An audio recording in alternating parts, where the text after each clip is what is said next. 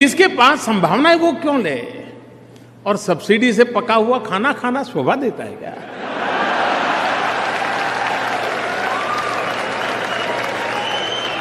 मैंने सार्वजनिक रूप से नहीं कहा था दोस्तों, ऐसे ही बातों बातों में अपने साथियों के बीच बात कर रहा था, बात फैलने लगी और बात फैलने लगी।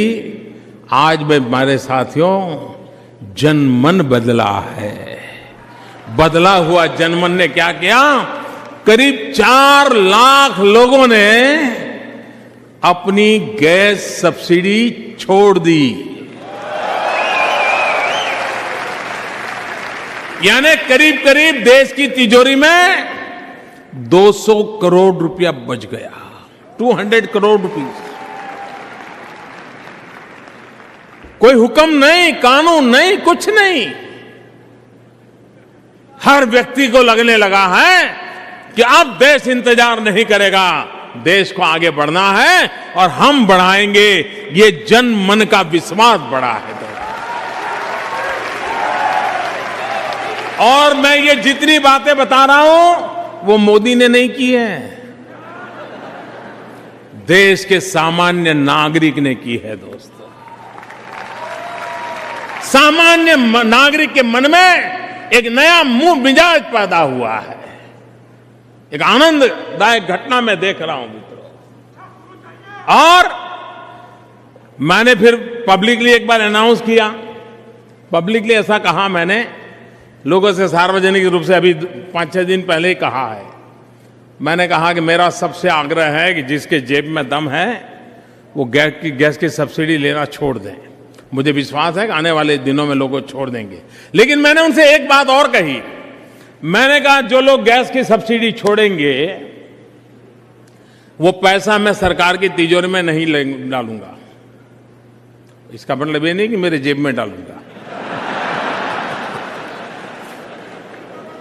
मैंने कहा कि जो गरीब परिवार है, जिनके घर में लकड़ी से जलने वाला चूल्हा है, जहां गरीब मां लकड़ी से चूल्हा जलाती है, पूरे घर में धुआं होता है, छोटे बच्चे दिन रात रोते रहते हैं, धुएं में बैठ नहीं पाते, बीमार हो जाते हैं, मैं ये गैस सिलेंडर उन गरीब परिवारों को दूंगा।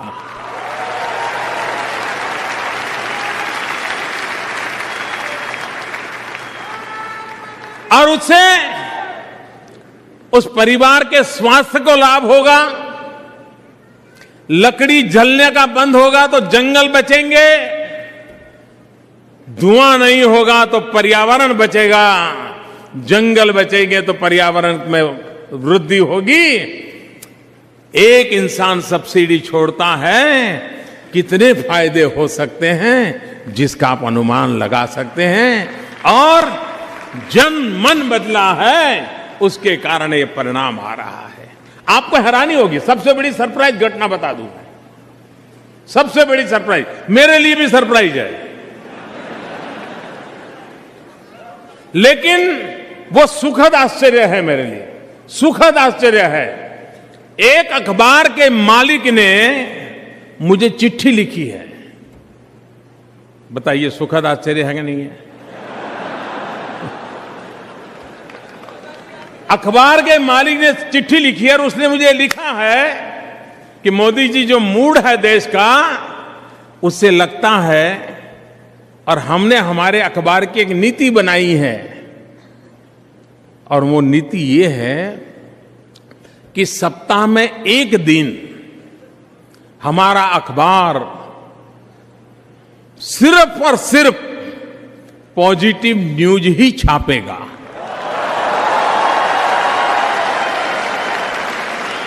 ये छोटी घटना नहीं है मित्रों। मैं भले आज एक अखबार ने काम शुरू किया है, लेकिन खुद होकर के, सामने होकर के कहना, और ये विचार मैंने नहीं दिया है। अब्दुल कलाम हमारे राष्ट्रपति जी, वो बार बार कहते थे कि पॉजिटिव न्यूज का कॉलम बनाइए। मैंने कभी कहने की हिम्मत नहीं की थी, लेकिन मुझे खुशी हुई कि बदले हुए जनमन कहां कहां उसका फैलाव हो रहा है, कैसे बात पहुंच रही है।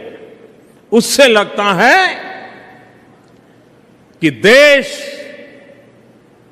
आप जिन सपनों को लेकर के जीते हैं, आप ही की आंखों के सामने वो सपने साकार होते हुए आप देखेंगे, ये मैं आपको विश्वास दिलाना हूं।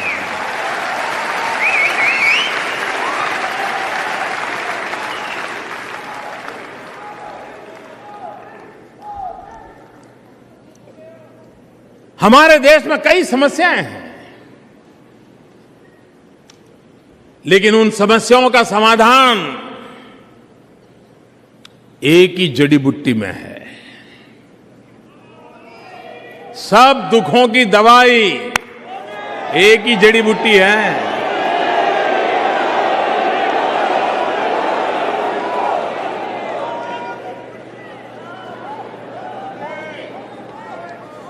वो जड़ी बूटी मोदी नहीं है, वो जड़ी बूटी, उस जड़ी बूटी का नाम है विकास।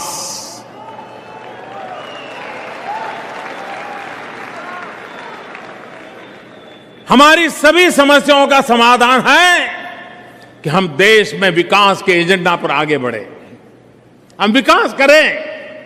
और मैं बताता हूं भाइयों बहनों, भारत के अंदर ताकत है, सिर्फ अवसर चाहिए, अवसर चाहिए। पिछले 10 साल में हमारे देश में प्रतिदिन एवरीडे जो रोड का कंस्ट्रक्शन होता था वो 2 किलोमीटर होता था पर डे, और पिछले 10 महीने से पर डे 11 किलोमीटर होता है। यानी आप देख सकते हैं कि विकास 11 है, इन्हें मैं कोई बहुत बड़ी बात नहीं बता रहा, लेकिन तुलनात्मक रूप से पता चलेगा कि हम कैसे आगे बढ़ रहे हैं। और भाइयों बहनों, विकास का रास्ता ही देश को आगे ले जाएगा। आप कल्पना कीजिए, भारत के पास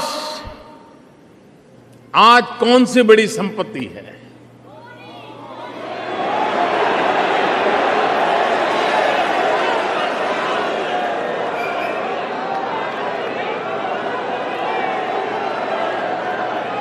मेरे नौजवान साथियों, भारत के पास वो संपत्ति है जो दुनिया में किसी के पास नहीं है,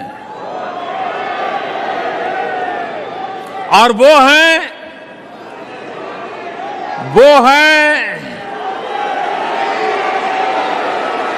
भारत की 65% जनसंख्या 35 से कम उम्र की है। हिंदुस्तान नौजवान है, जहां पर 80 करोड़ नौजवान जिस देश के पास हो, 160 करोड़ मजबूत भुजाएं हो, 80 करोड़ सपने हो, वो देश क्या नहीं कर सकता है दोस्तों। ये एक बहुत बड़ी संपत्ति है हमारी, और इसलिए विकास के केंद्र में मेरे दिमाग में ये 80 करोड़ नौजवान हैं, जिनके हाथ में हुनर हो, जिनको रोजगार का अवसर हो, वे मिट्टी में से सोना बनाने की ताकत रखते हैं, और देश सोने की चिड़िया फिर एक बार बन सकता है दोस्तों। यह आत्मविश्वास उन 125 करोड़ देशवासियों के आशीर्वाद से पनपा है। यह आत्मविश्वास उन 80 करोड़ 35 साल से कम उम्र के नौजवानों की आंखों में से पैदा हुआ है। और मैं विश्वास से कहता हूं, और मैं दुनिया को भी कहता हूं, दुनिया कल्पना करे, प्रगतिशील देश कल्पना करे, समृद्ध देश कल्पना करे, 2030 के बाद उनके पास कितने ही कारखाने होंगे, कितने ही काम होंगे, उनके पास वर्कफोर्स होगा क्या? दुनिया के सभी समृद्ध देशों में उम्र बहुत तेजी से बढ़ रही है, जवानी मुरझा रही है, और तब अगर जवानी मुरझा गई तो उस देश को चलाने की ताकत बाहर से लानी पड़ेगी। और पूरे विश्व को 2030 के बाद जो वर्कफोर्स की जरूरत होने वाली है, वो वर्कफोर्स एक ही जगह से मिलने वाला है। उस जगह का नाम है हिंदुस्तान।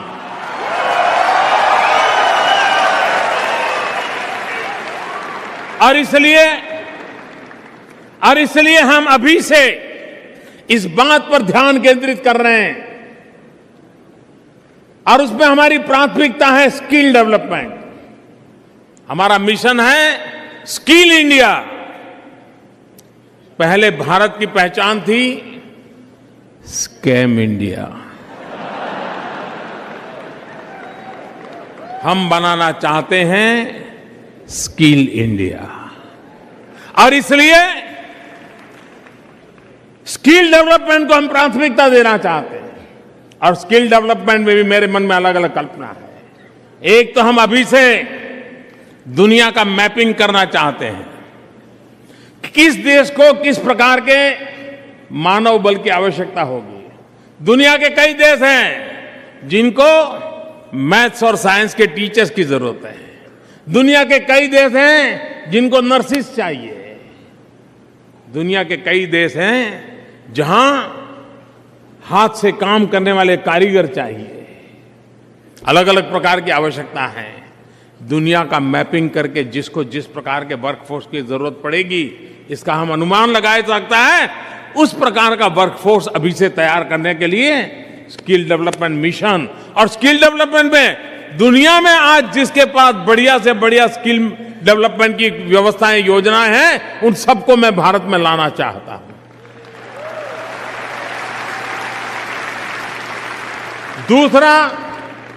दूसरा स्किल डेवलपमेंट वो हो जिसमें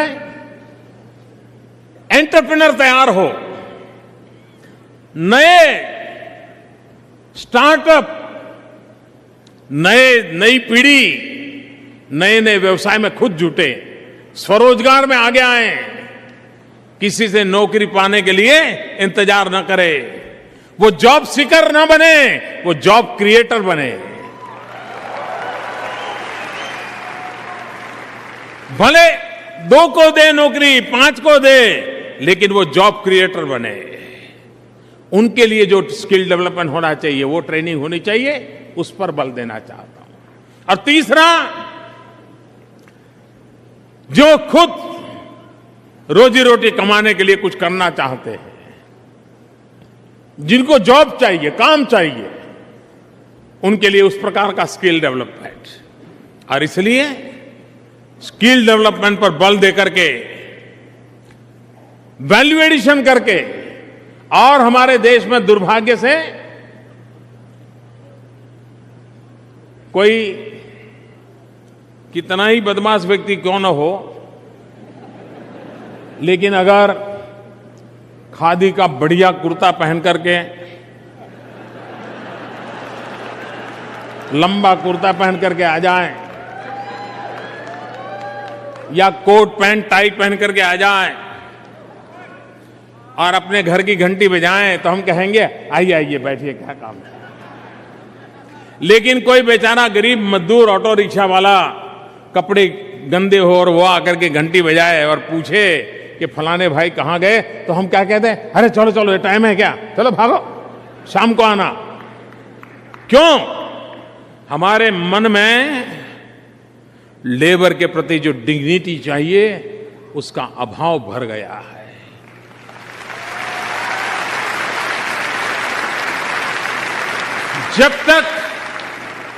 जब तक एक सामान्य व्यक्ति की डिग्निटी, ये हमारा स्वभाव नहीं होगा, डिग्निटी ऑफ लेबर, ये हमारी प्रकृति नहीं होगी, तो शायद दुनिया जो हमसे मांग रही है उसको हम गौरव से नहीं कर पाएंगे। और आज मैं गर्व से कहता हूं कि दुनिया में जिस प्रकार से युवा पीढ़ी को हम देख रहे हैं, भारत की युवा पीढ़ी भी जो भी काम मिले बिना शर्म को, संकोच को वो करने को तैयार है। कोई संकोच नहीं, कोई शर्म नहीं, वो मेहनत करने को तैयार है। ये जन मन बदला है, उसी का परिणाम है। नौजवान का मिजाज बदला है, वो मेहनत करने को तैयार है, वो काम करने को तैयार है। हम उसे अवसर देना चाहते हैं। ह्यूमन रिसोर्स डेवलपमेंट, इस पर हम ध्यान केंद्रित करना चाहते हैं। उसके साथ साथ हम थोड़ा ऊपर के लेयर का भी सोच सकते हैं। भारत के पास टैलेंट है, टैलेंट में कोई कमी नहीं है। हमारी टैलेंट का सबसे बड़ा सबूत है, भारत ने अभी मंगलयान भेजा, मार्स पर हम गए और छोटे छोटी जगह पर वो मार्स के जाने वाले सारे पुर्जे तैयार हुए। हिंदुस्तान के 5-6 राज्यों में छोटे छोटे स्मॉल स्केल इंडस्ट्री वालों के एक एक पुर्जा बना। और हमारे साइंटिस्ट जो हैं, नौजवान हैं, उनकी टैलेंट देखिए, उन्होंने पहुंचा दिया मंगलयान। और दुनिया में हम पहला देश हैं जो पहले ही ट्रायल में सफल हो गए।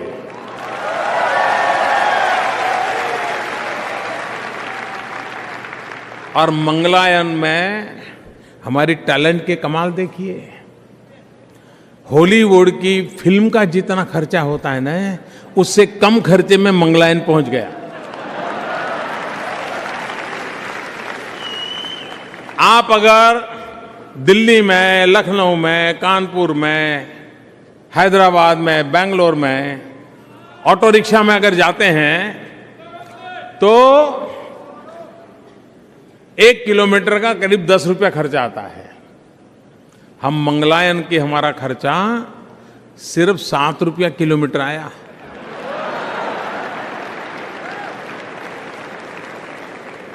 मैं कहना यह चाहता हूं कि देश के पास टैलेंट है। क्या कारण है कि आईटी की दुनिया में हिंदुस्तान के नौजवानों ने नाम रोशन किया। कनाडा में भी हिंदुस्तान के आईटी के नौजवान अपना करतब दिखा रहे हैं। अमेरिका में भी हिंदुस्तान के नौजवान आईटी में अपना करतब दिखा रहे हैं। उंगलियां तो उनकी है, लेकिन मेरे नौजवान दोस्तों, जवाब हमने खोजना पड़ेगा कि बुद्धि वहां से है, उंगलियां उसकी चल रही हैं, लेकिन गूगल भारत की गोद से पैदा क्यों नहीं होता है? माइक्रोसॉफ्ट भारत की गोद से पैदा क्यों नहीं होता है? MP3 भारत की गोद से पैदा क्यों नहीं होता है? टैलेंट वही है, काम वही कर रहे हैं। मुझे वो माहौल बदलना है। ये हमारे टैलेंटेड यूथ को वो अवसर देना है ताकि वो इनोवेशन करे। आने वाले दिनों में दुनिया को क्या चाहिए, अपने इनोवेशन से दुनिया को दें। और इसलिए छोटे से छोटे काम के लिए, एक मजदूर काम के लिए जिस प्रकार का स्किल डेवलपमेंट चाहिए, तो हमारे टैलेंटेड यूथ के लिए इनोवेशन के लिए अवसर चाहिए। और उस दिशा में हम काम कर रहे हैं। हम नौजवानों को अवसर देना चाहते हैं। कहने का तात्पर्य यह है कि देश को आगे ले जाने के लिए हमारी युवा शक्ति, उनका जो सामर्थ्य है, जो हमारी सबसे बड़ी संपदा है, और ये संपदा सिर्फ भारत के अपने लिए नहीं, पूरे विश्व के अंदर काम आने वाली संपदा हमारे पास है। भले हमारे पास हीरे की खदानें नहीं होगी, भले हमारे पास गैस के भंडार नहीं होंगे, भले हमारे पास पेट्रोलियम के भंडार नहीं होंगे, नहीं हमें यूरेनियम बाहर से लाना पड़ता होगा, लेकिन हमारे पास जो ताकत है उस ताकत के भरोसे हम दुनिया में देश की ताकत बढ़ाना चाहते हैं। ये विश्वास लेकर के हम आगे बढ़ रहे हैं।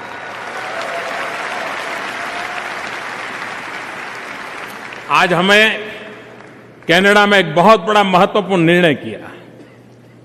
मेरी इस यात्रा में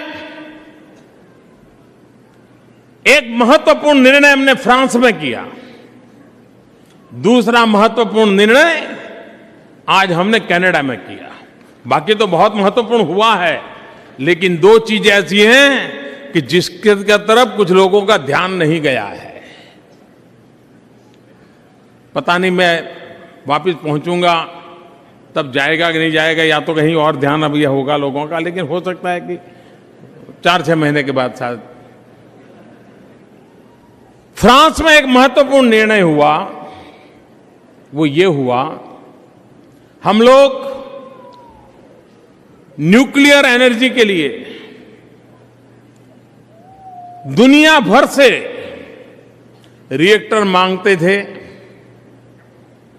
हर कोई देश हाथ ऊपर कर देता था, बात चलती थी, 2-4 साल बात चलती थी, फिर बात ऊपर हो जाती थी। बहुत लंबे अरसे से विषय पेंडिंग था, कोई देने को तैयार नहीं था, क्योंकि सबको लगता है कि कहीं बॉम्ब न बना दे, और जो बनाते उनको कोई रोकता नहीं।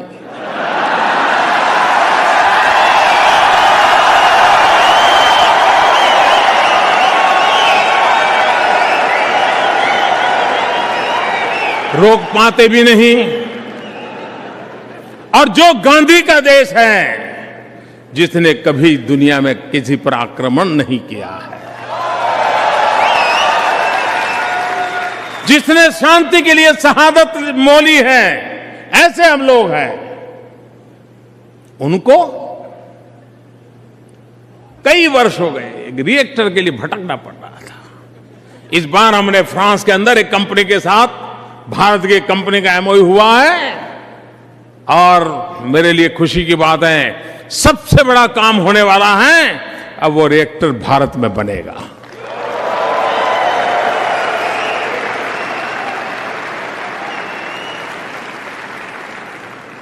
अब रिएक्टर तो बनेगा, लेकिन न्यूक्लियर एनर्जी के लिए यूरेनियम चाहिए।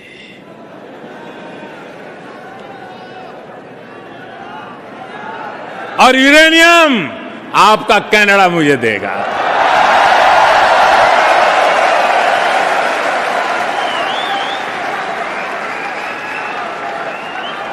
पूरी दुनिया पूरी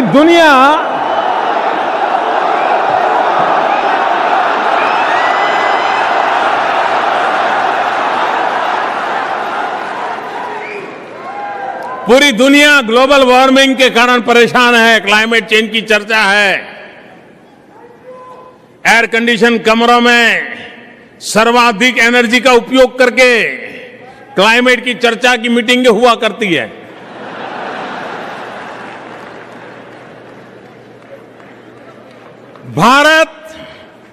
भारत अगर एनवायरमेंट प्रोटेक्शन में सफल होता है तो दुनिया का 1/6 जिम्मा हम अकेले उठा सकते हैं।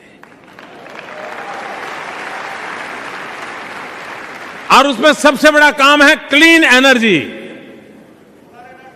और उस क्लीन एनर्जी में न्यूक्लियर एनर्जी की ताकत बहुत है। और इसलिए हम रिएक्टर बनाएंगे, हम कनाडा से यूरेनियम लेंगे, हम न्यूक्लियर एनर्जी बनाएंगे, और दुनिया को जिस चीज की चिंता है क्लाइमेट चेंज की, उसमें मददगार होने का काम हिंदुस्तान बिड़ा उठाएगा। दोस्तों,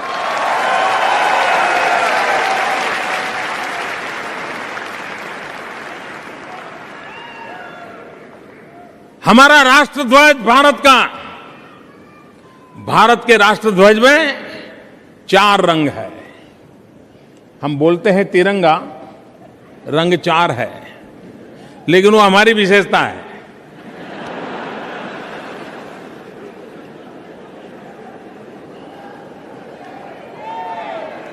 और मैं ये चतुरंगी क्रांति का सपना लेकर के चल रहा हूं। चतुरंगी क्रांति, भारत के तिरंगे झंडे जिसको देखते हैं हम, जिसमें कि 4 रंग है, सैफ्रॉन है, वाइट है, ग्रीन है और बीच में ब्लू है। अशोक चक्र है ब्लू कलर का। मैं चतुरंगी क्रांति करने का सपना देख करके चल रहा हूं। मैं बहुत ज्यादा टाइम ले रहा हूं।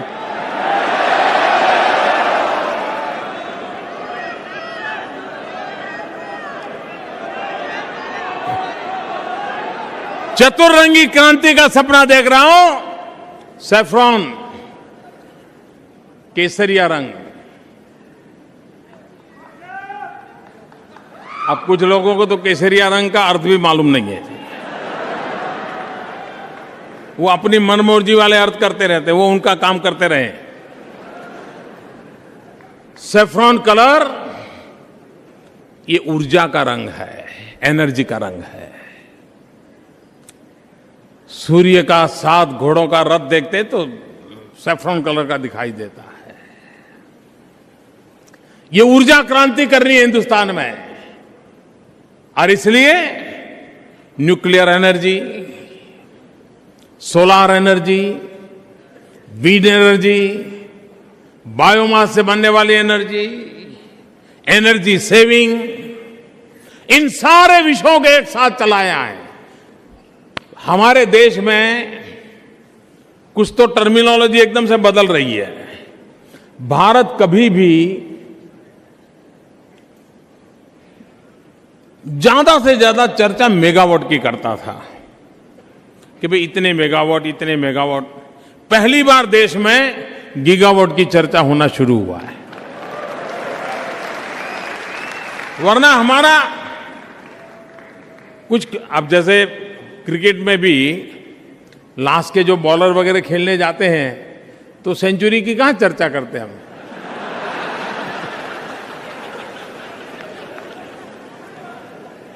तो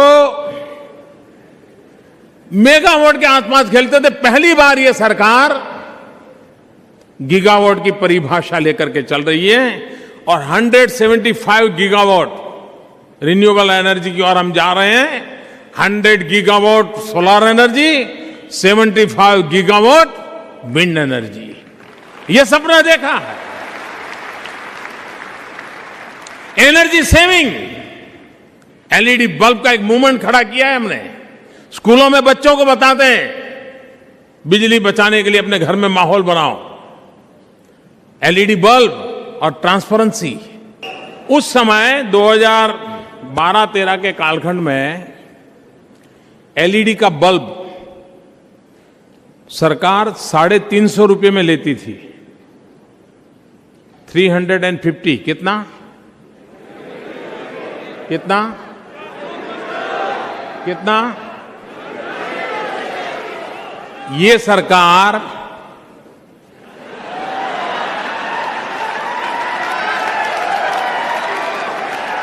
85 रुपये में लेती है।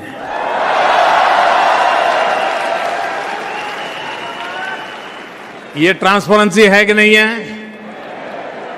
ट्रांसपेरेंसी है कि नहीं है? भ्रष्टाचार गया कि नहीं गया? ईमानदारी आई कि नहीं आई? ईमानदारी से काम हो सकता है कि नहीं हो सकता है? हर छोटी चीज में अगर ध्यान बारीकी से रखा जाए तो बदल लाया जा सकता है। जनमन बदला है दोस्तों, इसलिए परिस्थितियां पलट रही है।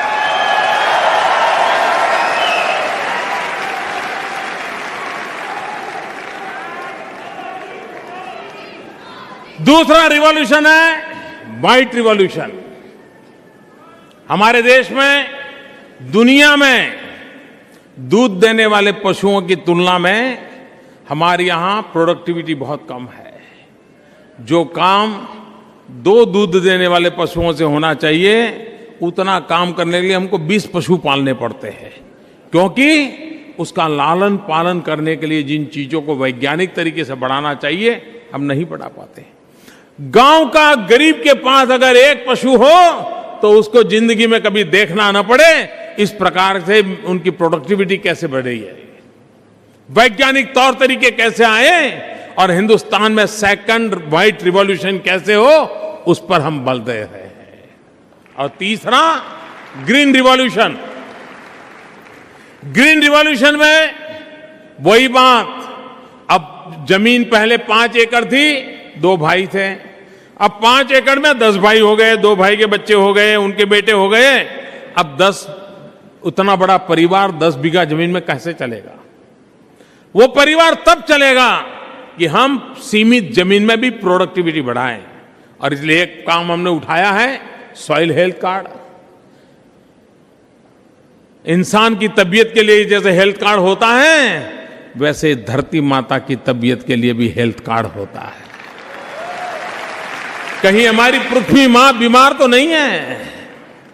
हमारी पृथ्वी मां को जो खाना चाहिए वो नहीं खिलाते, कुछ और खिला दिया, ऐसा तो नहीं किया।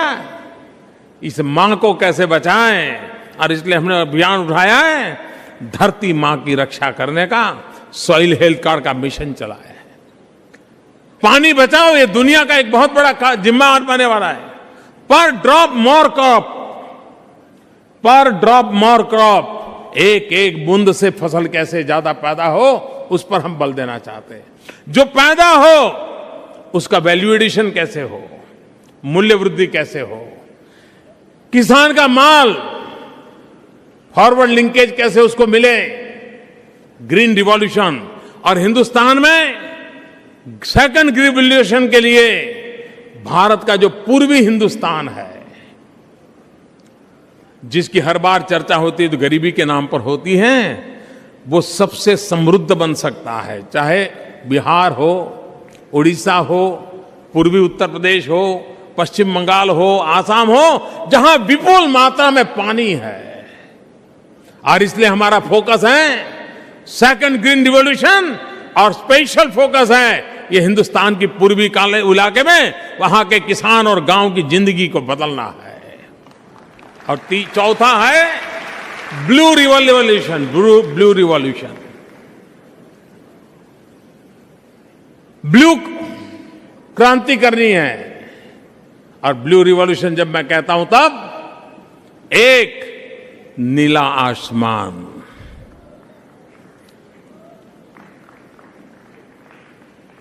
क्लीन नीला आसमान, पर्यावरण के संकटों से मुक्त नीला आसमान,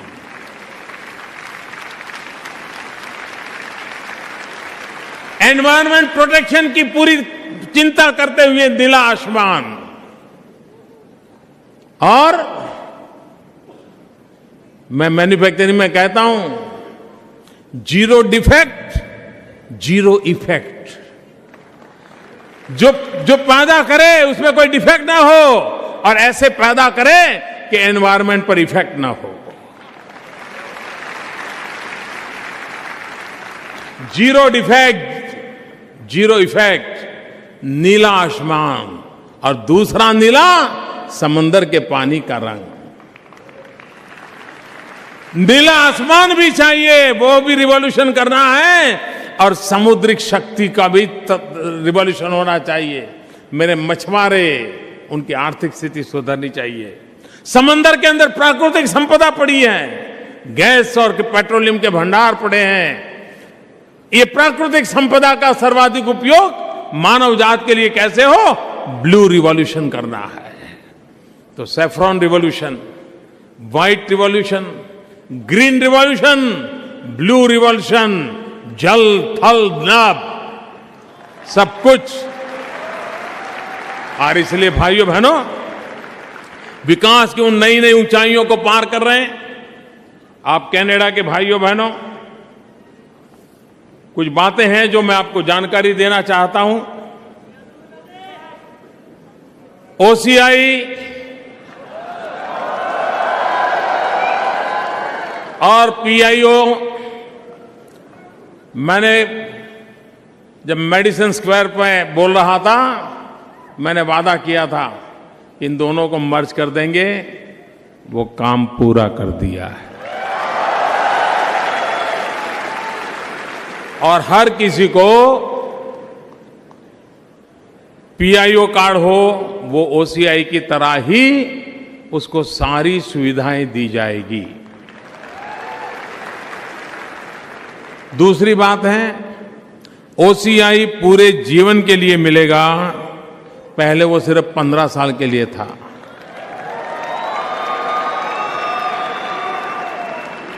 और आपको पता होगा, आप में से जो बड़ी आयु के लोग वहां आकर के रहते होंगे छुट्टियों में, तो हमारे यहाँ नियम था, उसको हर 15 दिन में एक बार पुलिस थाने में जाकर के बताना पड़ता था कि मैं वही हूं और कुछ गलत नहीं करता हूं। मुझे बताइए, आप पर मुझे भरोसा करना चाहिए कि नहीं करना चाहिए? करना चाहिए नहीं करना चाहिए? जन मन बदला है दोस्तों, और इसलिए हमने तय किया है ये ओसीआई कार्ड वालों को पुलिस थाने में हाजिरी लगाने की जरूरत नहीं है। और जब दुनिया के किसी भी देश में किसी भारतीय के पराक्रम की गाथा सुनते हैं तो सीना चौड़ा हो जाता है। और कनाडा में रहने वाले हमारे भारतीयों ने अपनी सफल कारोबार के माध्यम से, अपने सफल जीवन के माध्यम से भारत की आन बान शान को बढ़ाने में बहुत बड़ी भूमिका अदा की है।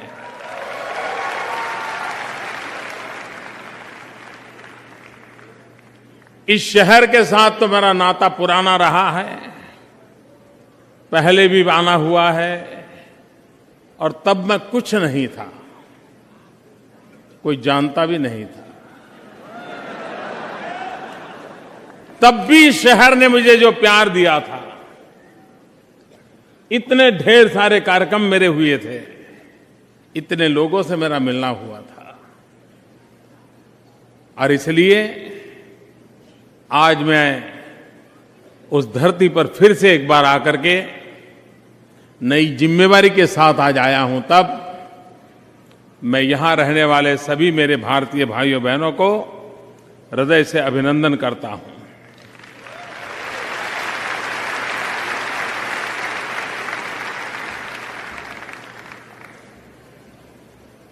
मेरा कनाडा के कारोबार से बड़ा अच्छा संबंध रहा, मेरा बहुत अच्छा अनुभव रहा। मैं गुजरात में मुख्यमंत्री रहा कई वर्षों तक, और मुख्यमंत्री के कालखंड में मैं एक वाइब्रेंट गुजरात इन्वेस्टर समिट करता था। 2003 में पहली बार किया, पूरी कल्पना नहीं थी, और मैं आज गर्व से कहता हूं कि कनाडा वो देश है जो 2003 से गुजरात का पार्टनर कंट्री बना।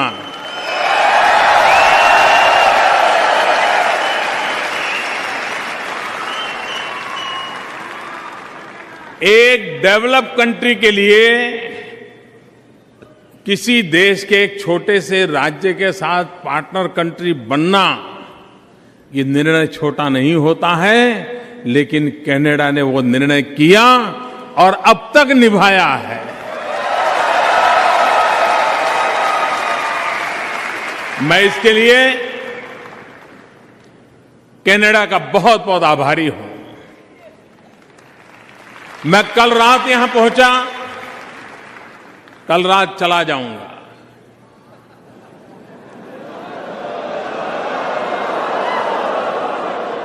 लेकिन कनाडा के प्यार को मैं कभी भुला नहीं पाऊंगा।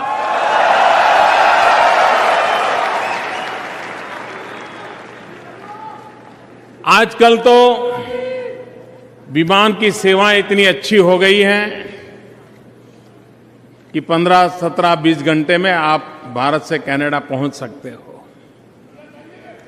लेकिन भारत के प्रधानमंत्री को आने में 42 साल लग गए।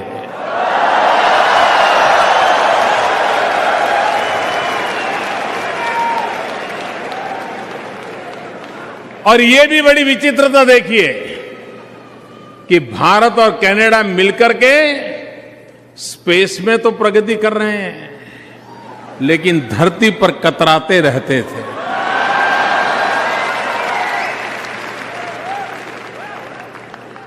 जो बात 42 साल बीत गए उसको मैंने 10 महीने के भीतर भीतर कर दिया।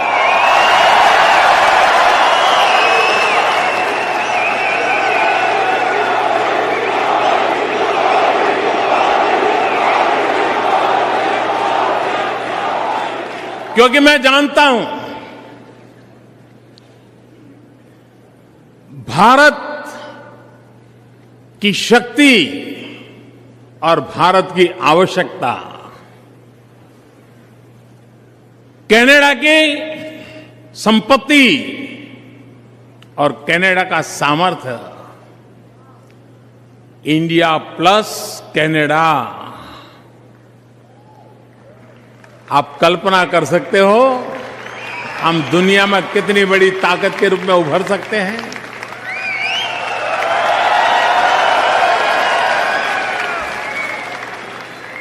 भारत को जिन जिन प्राकृतिक संपदाओं की जरूरत है वो सारी प्राकृतिक संपदाओं की पूर्ति कनाडा से हो सकती है।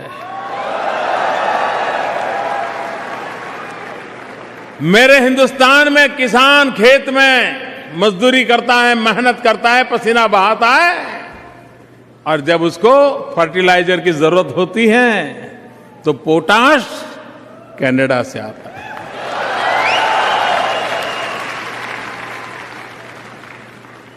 और इसलिए यहां पर इतनी प्राकृतिक संपदा है। यहां पर एक राज्य के प्रीमियर एक बार गुजरात आए थे। मैंने उनसे कहा, मेरा राज्य ऐसा है, तब मैं गुजरात का मुख्यमंत्री था। मैंने कहा मेरे यहां हीरे की खदानें नहीं है, डायमंड की खदान नहीं है, लेकिन मेरे लोगों का कौशल्य ऐसा है, एंटरप्रेन्योरशिप में इतना दम है कि दुनिया में 10 में से 9 हीरे ऐसे हैं जिस पर किसी न किसी भारतीय का हाथ लगा हुआ हो।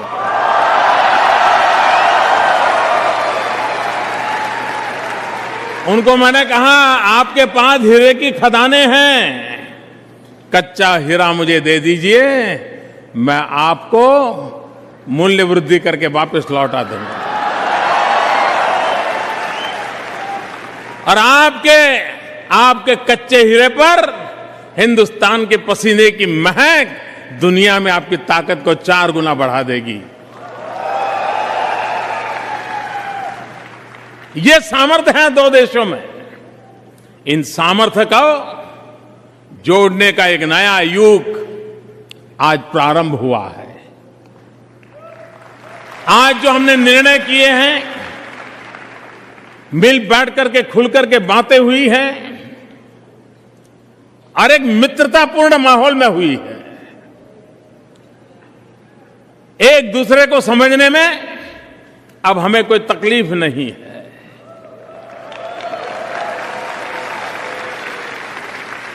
और इसलिए मैं आपको विश्वास दिलाता हूं,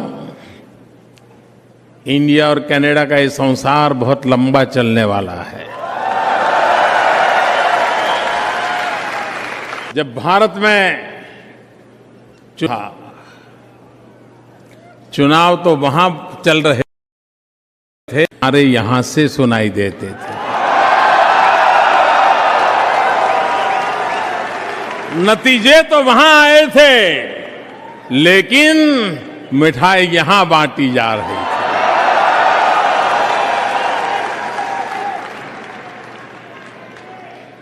वहां पर लोग दिन में मना रहे थे, आप आधी रात में मना रहे थे।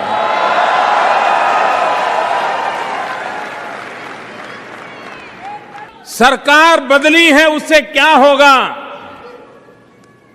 ये तो समय कहेगा, लेकिन जन मन के बदलने से क्या कुछ हो सकता है इसको मैं भली भांति समझ सकता हूं। हम लोग जब छोटे थे तो सिनेमा का एक गीत सुना करते थे,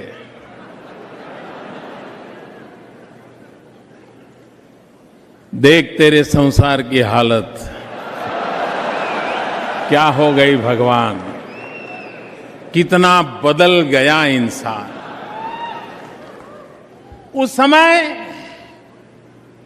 एक पीड़ा थी, व्यथा की बात थी उस गीत में। मैं आज उस गीत को नए रूप में देख रहा हूं कि इंसान बदला है। उस समय पीड़ा थी, कितना बदल गया इंसान, और मैं आज गर्व से कहता हूं कितना अच्छा बन गया इंसान। बदला है, बदला है। कोई कल्पना कर सकता है? मैंने देश के गरीब भाइयों बहनों को कहा कि आप बैंक में खाता खोलिए, बैंक में खाता खोलिए। हमारे यहां मेरे जन्म से पहले ही बैंक तो चल रही थी, देश आजाद होने के बाद भी बैंक चल रही थी।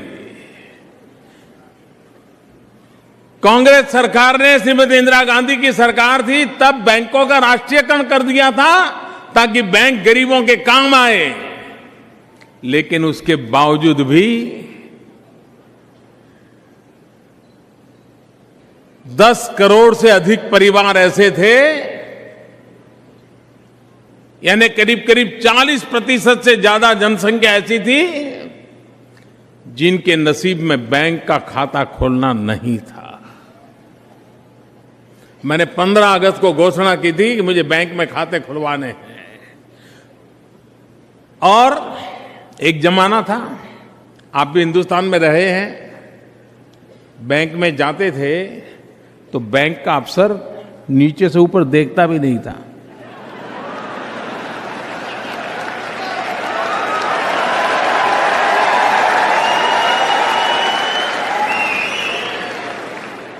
और अगर आप उसका ध्यान आकर्षित करना है की कोशिश करें तो ऐसे काटने के लिए आता था। देखते नहीं हो मैं काम कर रहा हूं। इंसान भी बदल गया, बैंक वाले भी बदल गए। यही बैंक के कर्मचारी, आज मैं उनका अभिनंदन करता हूं, उनका गर्व करता हूं कि वो गांव गांव गए, गरीब के घर गए और 14 करोड़ बैंक खाते खोले। 14 करोड़। मतलब कि करीब करीब 3 कनाडा।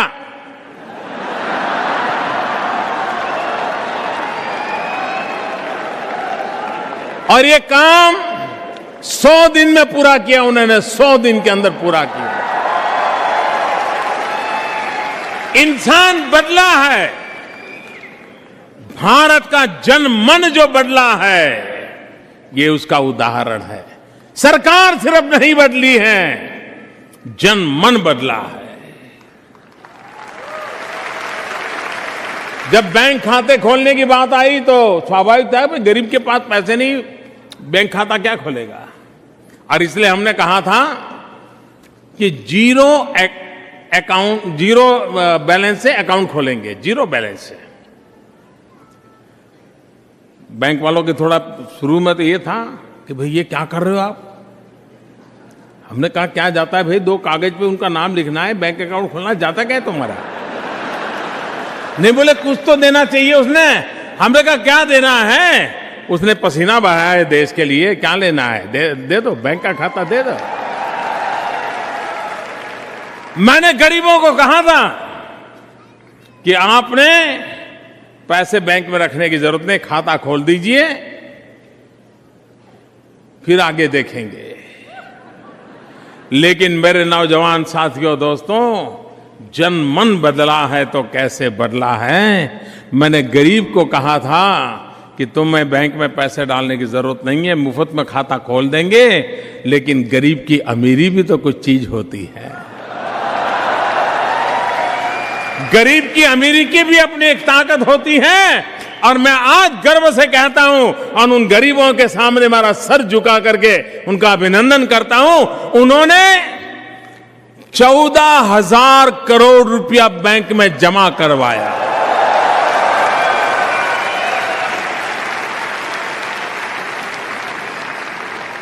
ये गरीबों की अमीरी, ये बदले हुए जनमन का निशानी है भाई बहन। देश में एक नया विश्वास पैदा हुआ है। सरकार बदली है इसलिए सब बदलेगा ऐसा नहीं है। बदलने का मेरा विश्वास इसलिए है कि जनमन बदला है दोस्तों। जन गण मन अधिनायक जो कहते हैं ना, वो जनमन बदला है। हमारे देश में आप जब विदेश से आते थे, एयरपोर्ट पर उतरते ही आपकी शिकायत क्या रहती थी? यार गंदगी बहुत है, सफाई नहीं है, ऐसा ही लगता था ना। हमने तय किया काम कठिन है लेकिन करना चाहिए, और हम नहीं करेंगे तो कौन करेगा जी? जिनको गंदगी करनी थी वो गंदगी करके चले गए, लेकिन हम सफाई करके जाएंगे।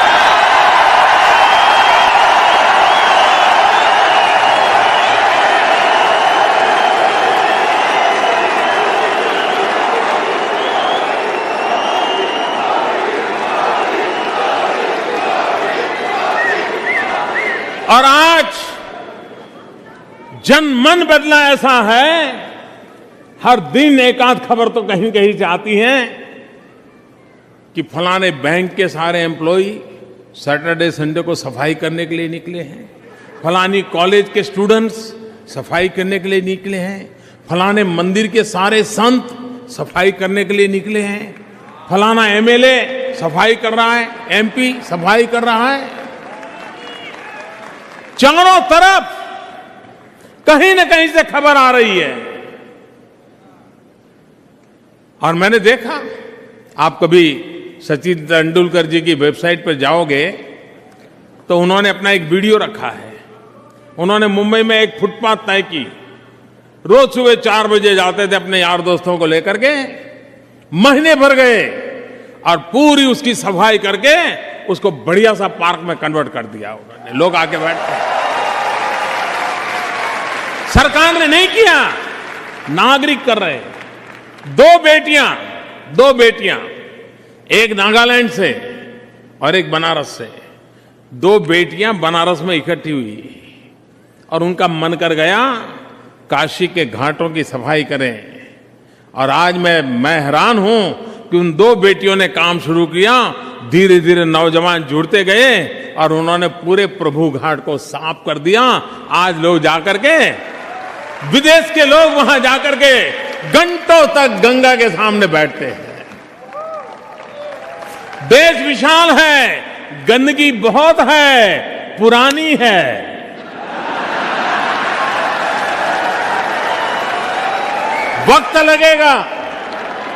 वक्त लगेगा, लेकिन जन मन बदला है, उसका यह उदाहरण है।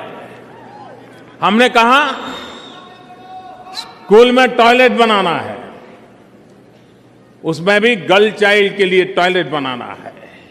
लोगों को लगता है यार प्रधानमंत्री का काम होता है ये क्या, लेकिन ये थोड़ा अलग सा प्रधानमंत्री है।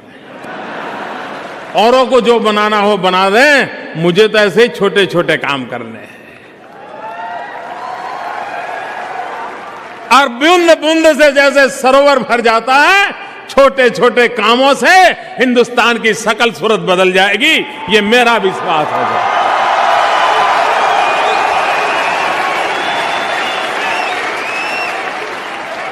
और मेरा विश्वास है 125 करोड़ देशवासी एक कदम चले तो देश 125 करोड़ कदम आगे बढ़ जाता है।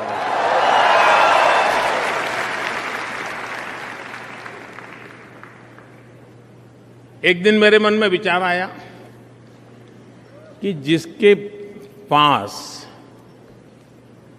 पैसे हैं, सप्ताह में 2 दिन तो डिनर किसी बढ़िया होटल में करता है, 15-20 हजार का बिल दे करके वापस आता है। क्या ऐसे लोगों ने भी गैस सिलेंडर की सब्सिडी लेनी चाहिए क्या? उनको शोभा देता है क्या?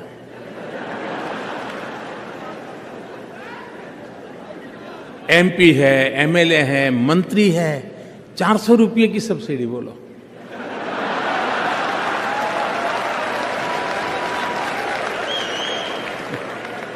मैंने ऐसे ही बातों बातों में कह दिया कि भाई ये अच्छा नहीं लगता है, हमारे जेब में दम है तो हमने क्यों लेनी चाहिए, गरीब लेने गरीब को मिलनी भी चाहिए, लेकिन जिसके पास संभावना है वो क्यों ले। और सब्सिडी से पका हुआ खाना खाना शोभा देता है क्या?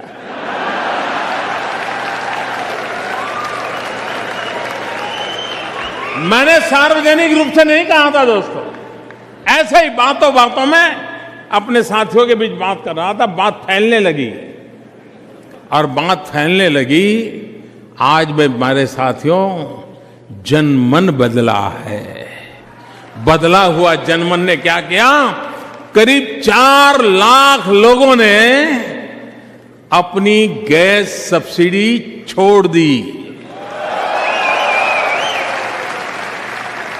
यानी करीब करीब देश की तिजोरी में 200 करोड़ रुपया बच गया, 200 करोड़ रुपीस।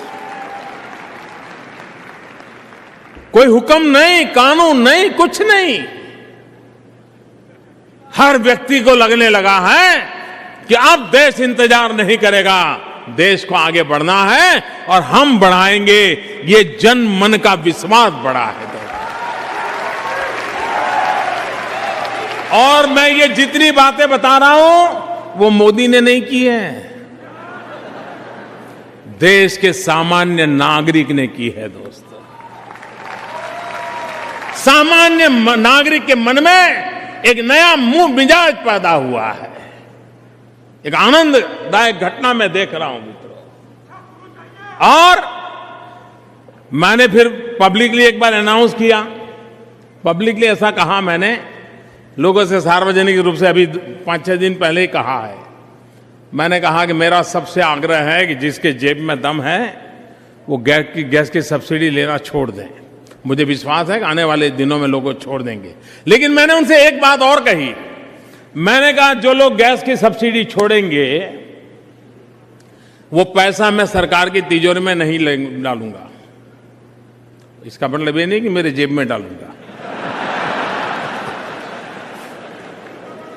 मैंने कहा कि जो गरीब परिवार है, जिनके घर में लकड़ी से जलने वाला चूल्हा है, जहां गरीब मां लकड़ी से चूल्हा जलाती है, पूरे घर में धुआं होता है, छोटे बच्चे दिन रात रोते रहते हैं, धुएं में बैठ नहीं पाते, बीमार हो जाते हैं, मैं ये गैस सिलेंडर उन गरीब परिवारों को दूंगा।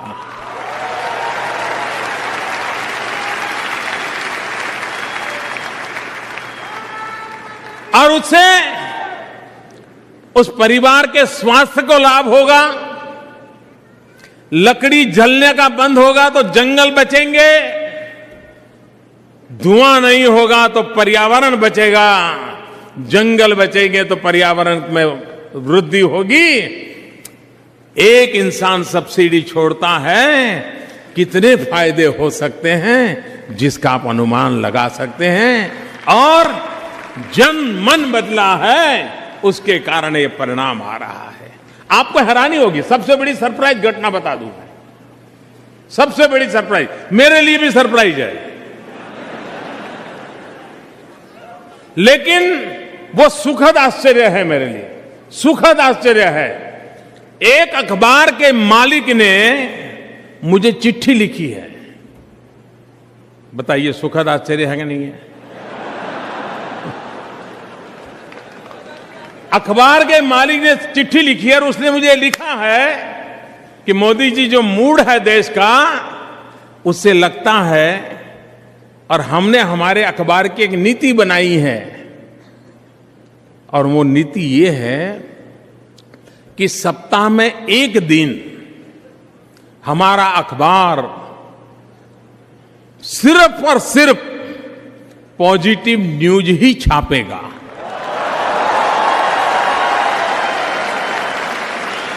ये छोटी घटना नहीं है मित्रों, मैं भले आज एक अखबार ने काम शुरू किया है, लेकिन खुद होकर के, सामने होकर के कहना, और ये विचार मैंने नहीं दिया है। अब्दुल कलाम हमारे राष्ट्रपति जी, वो बार बार कहते थे कि पॉजिटिव न्यूज का कॉलम बनाइए। मैंने कभी कहने की हिम्मत नहीं की थी, लेकिन मुझे खुशी हुई कि बदले हुए जनमन कहां कहां उसका फैलाव हो रहा है, कैसे बात पहुंच रही है। उससे लगता है कि देश आप जिन सपनों को लेकर के जीते हैं, आप ही की आंखों के सामने वो सपने साकार होते हुए आप देखेंगे, ये मैं आपको विश्वास दिलाना हूं।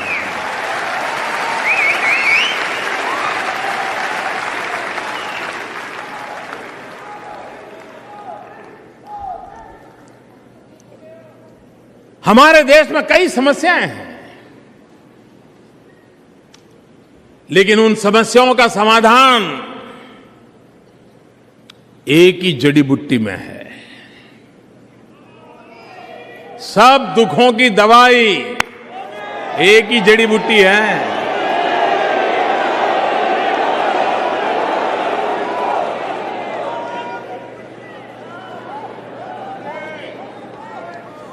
वो जड़ी बूटी मोदी नहीं है, वो जड़ी बूटी, उस जड़ी बूटी का नाम है विकास।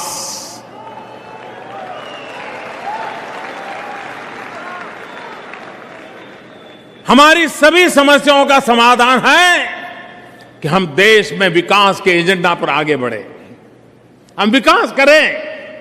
और मैं बताता हूं भाइयों बहनों, भारत के अंदर ताकत है, सिर्फ अवसर चाहिए, अवसर चाहिए। पिछले 10 साल में हमारे देश में प्रतिदिन, एवरीडे, जो रोड का कंस्ट्रक्शन होता था वो 2 किलोमीटर होता था पर डे, और पिछले 10 महीने से पर डे 11 किलोमीटर होता है। यानी आप देख सकते हैं कि विकास 11 है, इन्हें मैं कोई बहुत बड़ी बात नहीं बता रहा, लेकिन तुलनात्मक रूप से पता चलेगा कि हम कैसे आगे बढ़ रहे हैं। और भाइयों बहनों, विकास का रास्ता ही देश को आगे ले जाएगा। आप कल्पना कीजिए, भारत के पास आज कौन सी बड़ी संपत्ति है?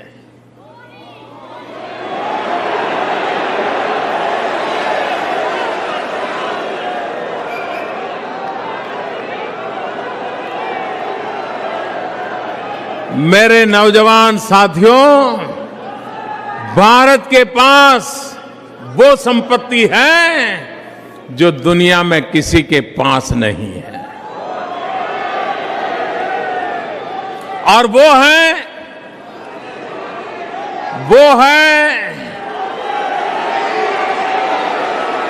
भारत की 65% जनसंख्या 35 से कम उम्र की है। हिंदुस्तान नौजवान है, जहां पर 80 करोड़ नौजवान जिस देश के पास हो, 160 करोड़ मजबूत भुजाएं हो, 80 करोड़ सपने हो, वो देश क्या नहीं कर सकता है दोस्तों।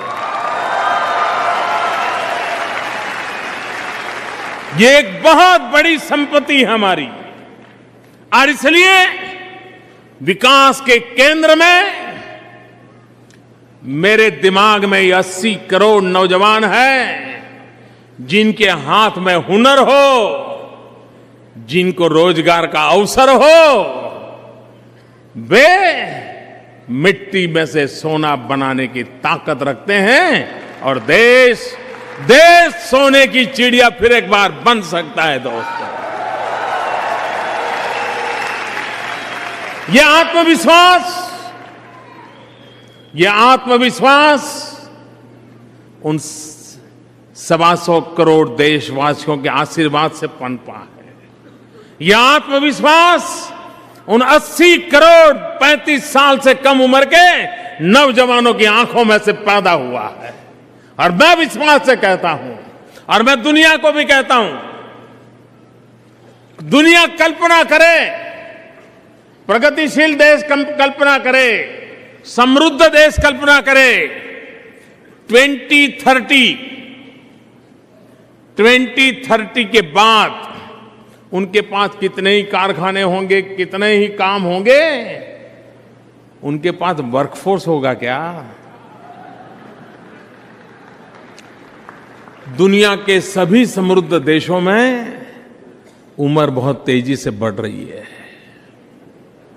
जवानी मुरझा रही है, और तब अगर जवानी मुरझा गई तो उस देश को चलाने की ताकत बाहर से लानी पड़ेगी। और पूरे विश्व को 2030 के बाद जो वर्कफोर्स की जरूरत होने वाली है, वो वर्कफोर्स एक ही जगह से मिलने वाला है। उस जगह का नाम है हिंदुस्तान।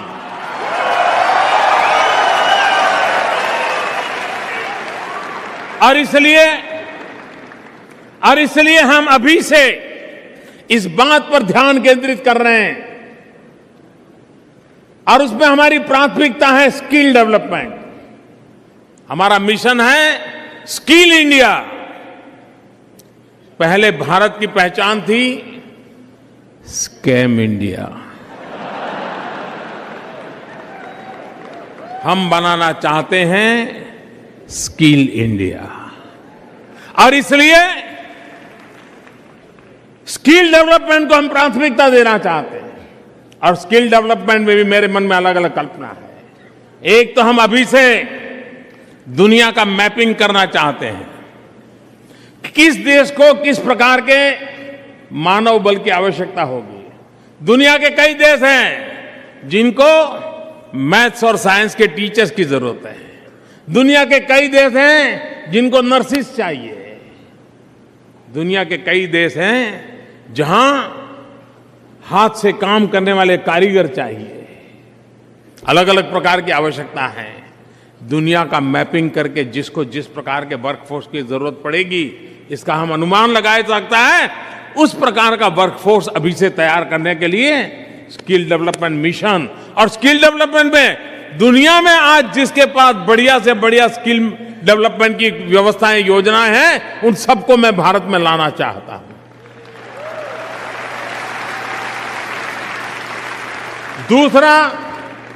दूसरा स्किल डेवलपमेंट वो हो जिसमें एंटरप्रेन्योर तैयार हो, नए स्टार्टअप, नई पीढ़ी नए व्यवसाय में खुद जुटे, स्वरोजगार में आगे आए, किसी से नौकरी पाने के लिए इंतजार न करे, वो जॉब सीकर न बने, वो जॉब क्रिएटर बने। भले 2 को दे नौकरी, 5 को दे, लेकिन वो जॉब क्रिएटर बने। उनके लिए जो स्किल डेवलपमेंट होना चाहिए, वो ट्रेनिंग होनी चाहिए, उस पर बल देना चाहता हूं। और तीसरा, जो खुद रोजी रोटी कमाने के लिए कुछ करना चाहते हैं, जिनको जॉब चाहिए, काम चाहिए, उनके लिए उस प्रकार का स्किल डेवलपमेंट। और इसलिए स्किल डेवलपमेंट पर बल देकर के, वैल्यू एडिशन करके, और हमारे देश में दुर्भाग्य से कोई कितना ही बदमाश व्यक्ति क्यों न हो, लेकिन अगर खादी का बढ़िया कुर्ता पहन करके, लंबा कुर्ता पहन करके आ जाए, या कोट पैंट टाई पहन करके आ जाए, और अपने घर की घंटी बजाएं तो हम कहेंगे आइए आइए बैठिए, क्या काम है। लेकिन कोई बेचारा गरीब मजदूर ऑटो रिक्शा वाला कपड़े गंदे हो और वो आकर के घंटी बजाए और पूछे कि फलाने भाई कहाँ गए, तो हम क्या कहते हैं, अरे चलो चलो ये टाइम है क्या, चलो भागो शाम को आना। क्यों? हमारे मन में लेबर के प्रति जो डिग्निटी चाहिए उसका अभाव भर गया है।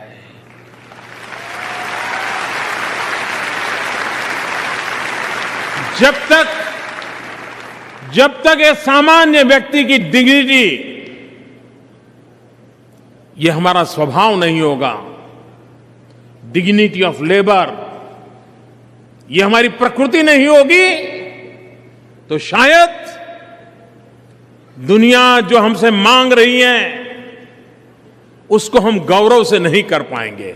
और आज मैं गर्व से कहता हूं कि दुनिया में जिस प्रकार से युवा पीढ़ी को हम देख रहे हैं, भारत की युवा पीढ़ी भी जो भी काम मिले बिना शर्म को, संकोच को वो करने को तैयार है। कोई संकोच नहीं, कोई शर्म नहीं, वो मेहनत करने को तैयार है। ये जन मन बदला है, उसी का परिणाम है। नौजवान का मिजाज बदला है, वो मेहनत करने को तैयार है, वो काम करने को तैयार है। हम उसे अवसर देना चाहते हैं। ह्यूमन रिसोर्स डेवलपमेंट, इस पर हम ध्यान केंद्रित करना चाहते हैं। उसके साथ साथ हम थोड़ा ऊपर के लेयर का भी सोच सकते हैं। भारत के पास टैलेंट है, टैलेंट में कोई कमी नहीं है। हमारी टैलेंट का सबसे बड़ा सबूत है, भारत ने अभी मंगलयान भेजा, मार्स पर हम गए और छोटे छोटी जगह पर वो मार्स के जाने वाले सारे पुर्जे तैयार हुए। हिंदुस्तान के 5-6 राज्यों में छोटे छोटे स्मॉल स्केल इंडस्ट्री वालों के एक एक पुर्जा बना। और हमारे साइंटिस्ट जो हैं, नौजवान हैं, उनकी टैलेंट देखिए, उन्होंने पहुंचा दिया मंगलयान। और दुनिया में हम पहला देश हैं जो पहले ही ट्रायल में सफल हो गए।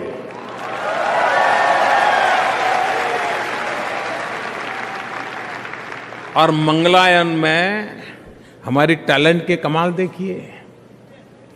हॉलीवुड की फिल्म का जितना खर्चा होता है ना, उससे कम खर्चे में मंगलयान पहुंच गया।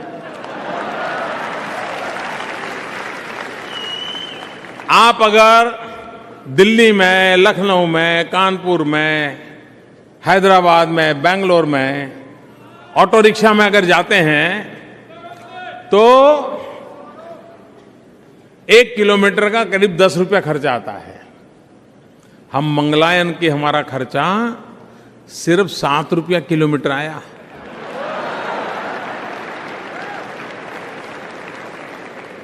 मैं कहना यह चाहता हूं कि देश के पास टैलेंट है।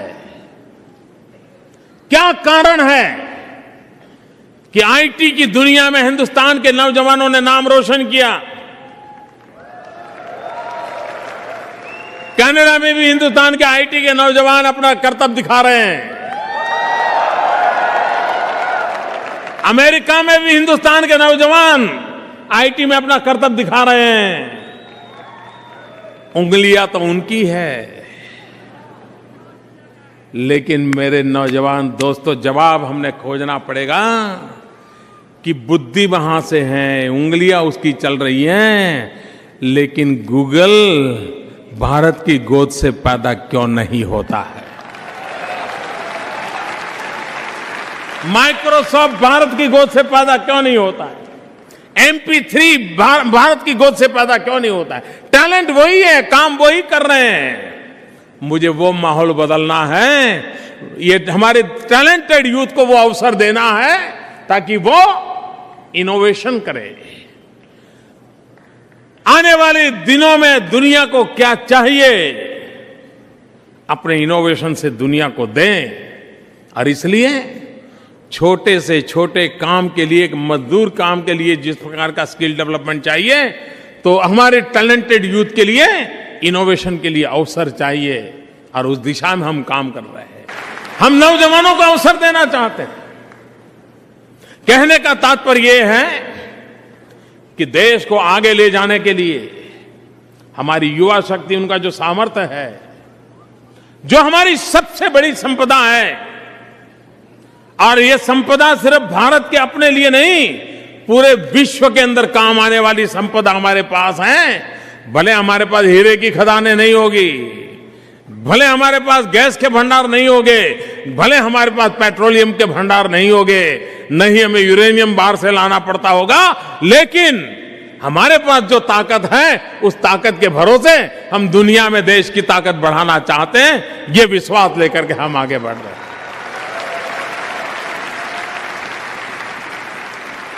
आज हमें कनाडा में एक बहुत बड़ा महत्वपूर्ण निर्णय किया। मेरी इस यात्रा में एक महत्वपूर्ण निर्णय हमने फ्रांस में किया। दूसरा महत्वपूर्ण निर्णय आज हमने कनाडा में किया। बाकी तो बहुत महत्वपूर्ण हुआ है, लेकिन दो चीजें ऐसी हैं कि जिसके तरफ कुछ लोगों का ध्यान नहीं गया है। पता नहीं मैं वापस पहुंचूंगा तब जाएगा कि नहीं जाएगा, या तो कहीं और ध्यान अब यह होगा लोगों का, लेकिन हो सकता है कि 4-6 महीने के बाद शायद। फ्रांस में एक महत्वपूर्ण निर्णय हुआ, वो ये हुआ, हम लोग न्यूक्लियर एनर्जी के लिए दुनिया भर से रिएक्टर मांगते थे। हर कोई देश हाथ ऊपर कर देता था, बात चलती थी, 2-4 साल बात चलती थी, फिर बात ऊपर हो जाती थी। बहुत लंबे अरसे से विषय पेंडिंग था, कोई देने को तैयार नहीं था, क्योंकि सबको लगता है कि कहीं बॉम्ब न बना दे, और जो बनाते हैं उनको कोई रोकता नहीं।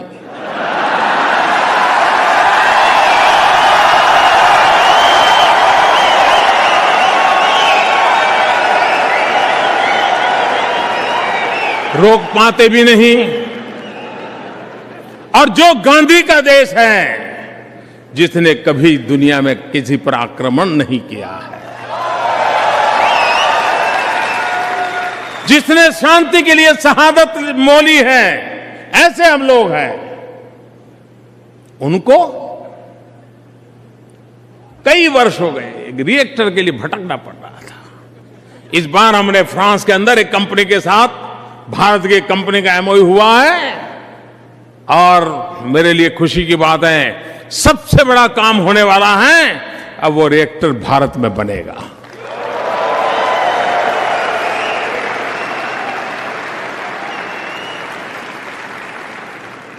अब रिएक्टर तो बनेगा, लेकिन न्यूक्लियर एनर्जी के लिए यूरेनियम चाहिए।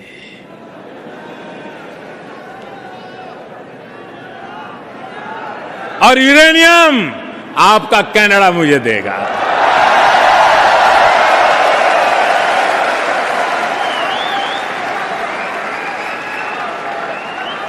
पूरी दुनिया पूरी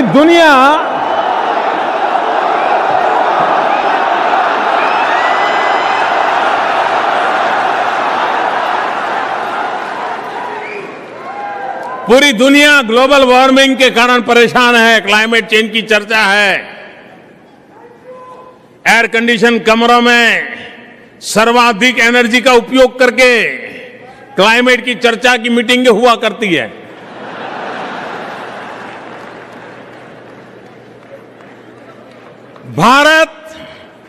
भारत अगर एनवायर प्रोटेक्शन में सफल होता है तो दुनिया का 1/6 जिम्मा हम अकेले उठा सकते हैं।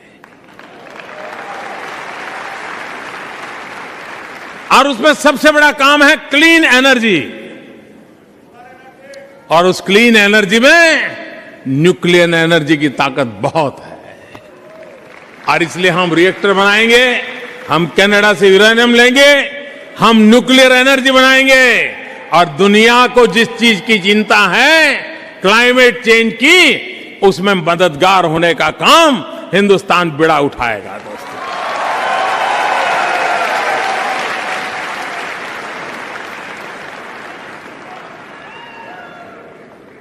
हमारा राष्ट्रध्वज भारत के राष्ट्रध्वज में 4 रंग है। हम बोलते हैं तिरंगा, रंग 4 है, लेकिन वो हमारी विशेषता है।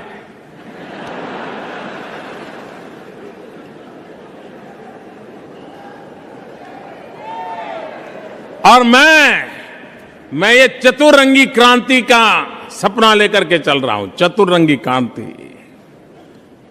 भारत के तिरंगे झंडे जिसको देखते हैं हम, जिसमें कि 4 रंग है, सैफ्रॉन है, वाइट है, ग्रीन है और बीच में ब्लू है। अशोक चक्र है ब्लू कलर का। मैं चतुरंगी क्रांति करने का सपना देख करके चल रहा हूं। मैं बहुत ज्यादा टाइम ले रहा हूं।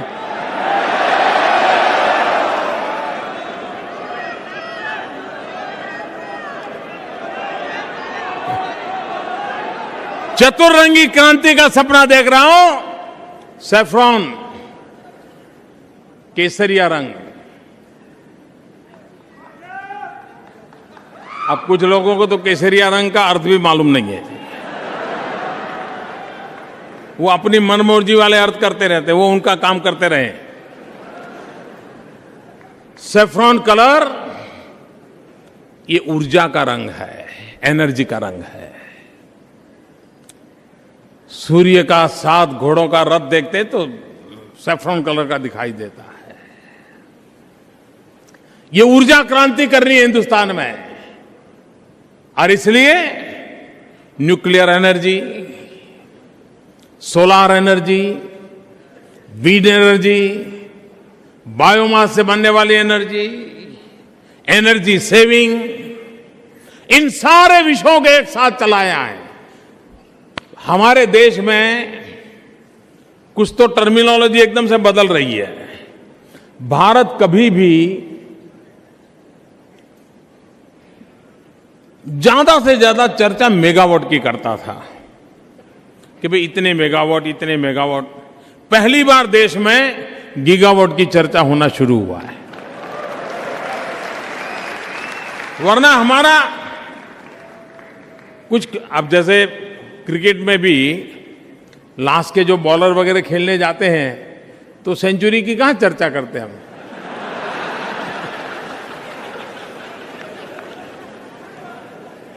तो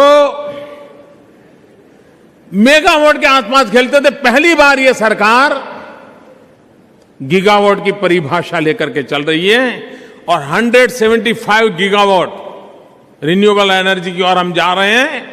100 gigawatt solar energy, 75 gigawatt wind energy. यह सपना देखा है। एनर्जी सेविंग, एलईडी बल्ब का एक मूवमेंट खड़ा किया है हमने। स्कूलों में बच्चों को बताते हैं बिजली बचाने के लिए अपने घर में माहौल बनाओ। एलईडी बल्ब और ट्रांसपेरेंसी। उस समय 2012-13 के कालखंड में एलईडी का बल्ब सरकार 350 रुपये में लेती थी। 350 कितना कितना कितना? ये सरकार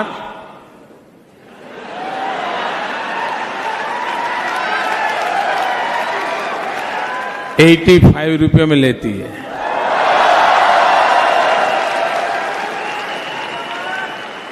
ये ट्रांसपेरेंसी है कि नहीं है? ट्रांसपेरेंसी है कि नहीं है? भ्रष्टाचार गया कि नहीं गया? ईमानदारी आई कि नहीं आई? ईमानदारी से काम हो सकता है कि नहीं हो सकता है? हर छोटी चीज में अगर ध्यान बारीकी से रखा जाए तो बदल लाया जा सकता है। जनमन बदला है दोस्तों, इसलिए परिस्थितियां पलट रही है।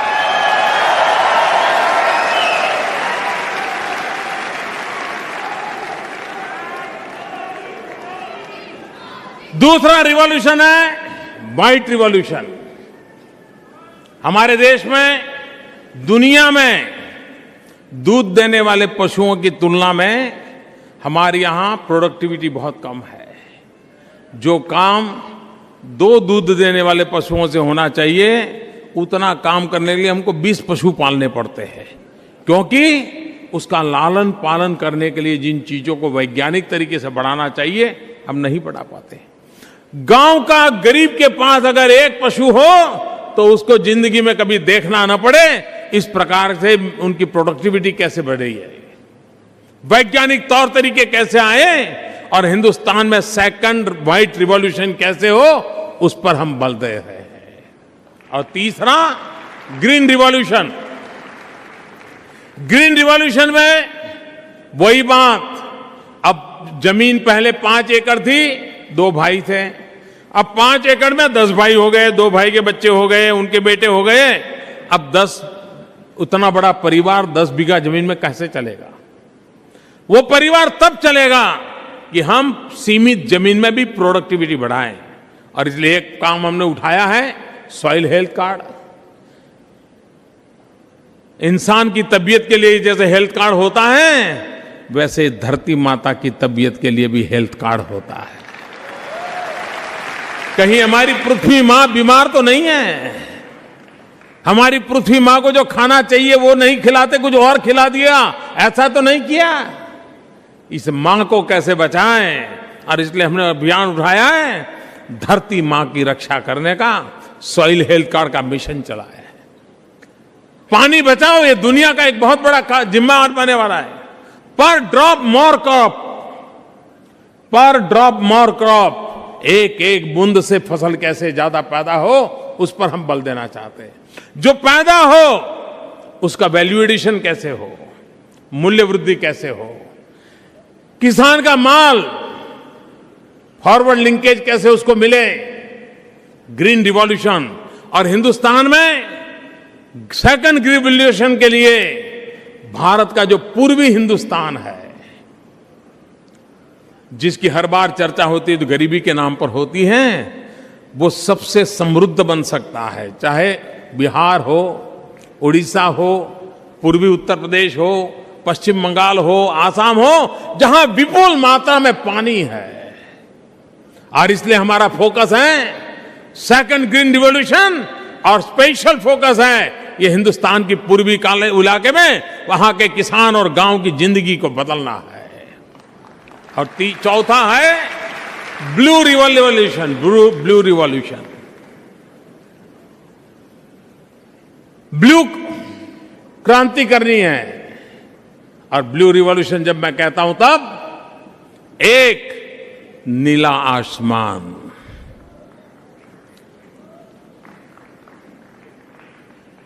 क्लीन नीला आसमान, पर्यावरण के संकटों से मुक्त नीला आसमान,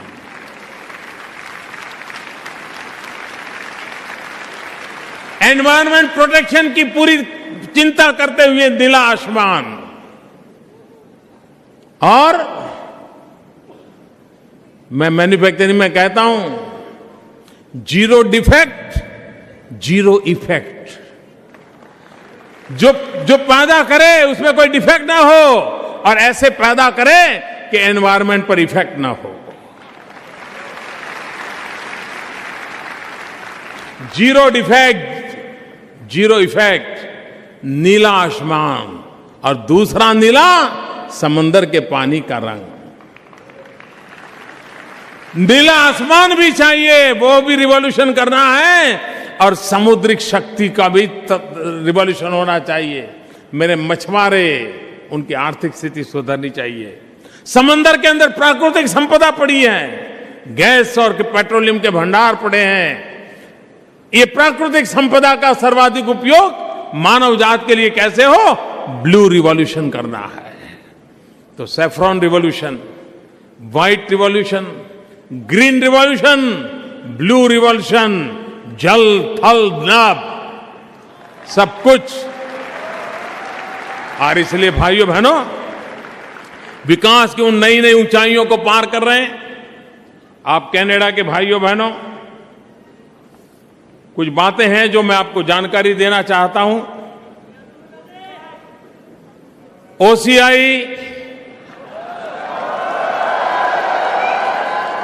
और पीआईओ,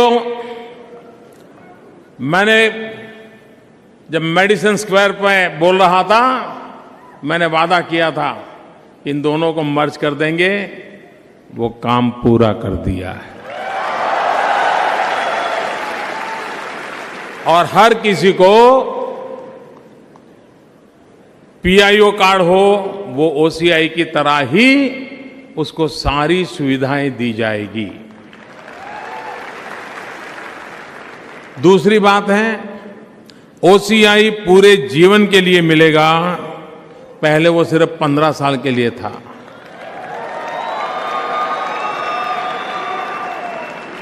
और आपको पता होगा, आप में से जो बड़ी आयु के लोग वहां आकर के रहते होंगे छुट्टियों में, तो हमारे यहाँ नियम था, उसको हर 15 दिन में एक बार पुलिस थाने में जाकर के बताना पड़ता था कि मैं वही हूं और कुछ गलत नहीं करता हूं।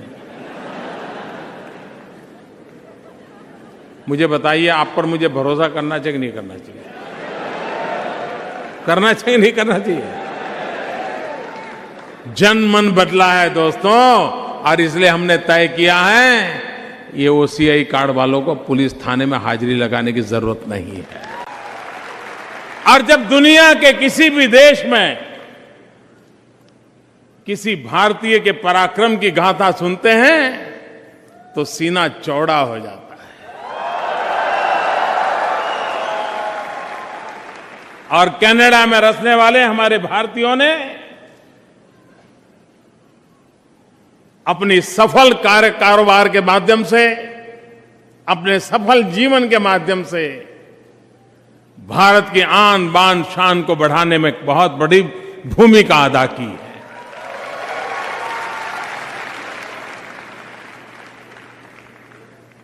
इस शहर के साथ तो मेरा नाता पुराना रहा है, पहले भी आना हुआ है, और तब मैं कुछ नहीं था, कोई जानता भी नहीं था। तब भी शहर ने मुझे जो प्यार दिया था, इतने ढेर सारे कार्यक्रम मेरे हुए थे, इतने लोगों से मेरा मिलना हुआ था। और इसलिए आज मैं उस धरती पर फिर से एक बार आकर के नई जिम्मेवारी के साथ आज आया हूं। तब मैं यहां रहने वाले सभी मेरे भारतीय भाइयों बहनों को हृदय से अभिनंदन करता हूं।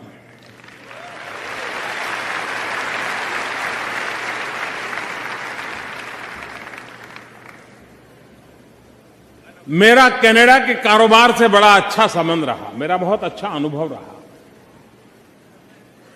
मैं गुजरात में मुख्यमंत्री रहा कई वर्षों तक, और मुख्यमंत्री के कालखंड में मैं एक वाइब्रेंट गुजरात इन्वेस्टर समिट करता था। 2003 में पहली बार किया, पूरी कल्पना नहीं थी। और मैं आज गर्व से कहता हूं कि कनाडा वो देश है जो 2003 से गुजरात का पार्टनर कंट्री बना।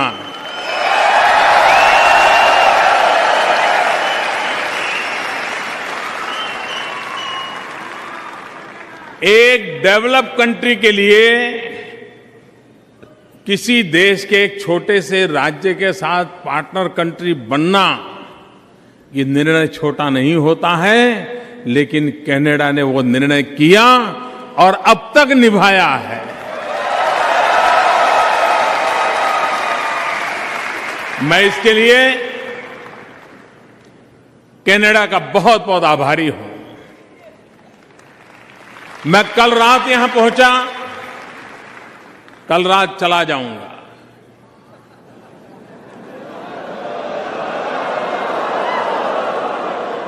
लेकिन कनाडा के प्यार को मैं कभी भुला नहीं पाऊंगा।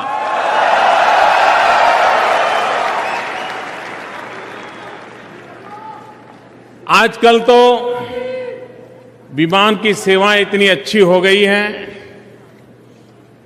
कि 15, 17, 20 घंटे में आप भारत से कनाडा पहुंच सकते हो। लेकिन भारत के प्रधानमंत्री को आने में 42 साल लग गए।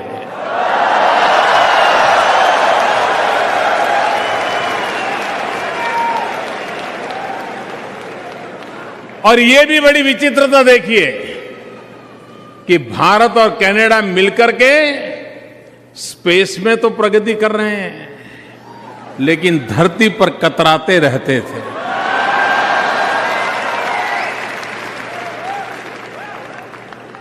जो बात 42 साल बीत गए, उसको मैंने 10 महीने के भीतर भीतर कर दिया।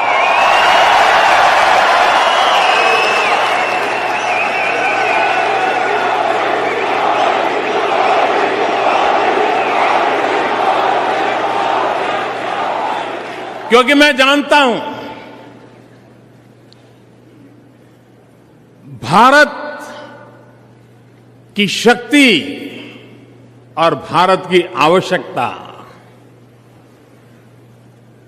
कनाडा की संपत्ति और कनाडा का सामर्थ्य, इंडिया प्लस कनाडा। आप कल्पना कर सकते हो हम दुनिया में कितनी बड़ी ताकत के रूप में उभर सकते हैं।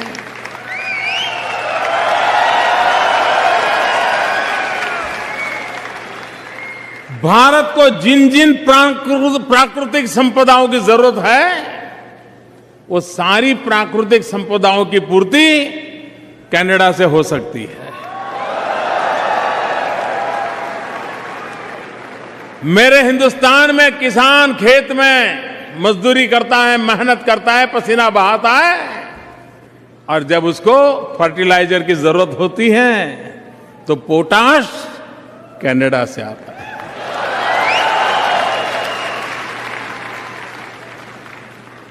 और इसलिए यहां पर इतनी प्राकृतिक संपदा है। यहां पर एक राज्य के प्रीमियर एक बार गुजरात आए थे। मैंने उनसे कहा, मेरा राज्य ऐसा है, तब मैं गुजरात का मुख्यमंत्री था। मैंने कहा मेरे यहां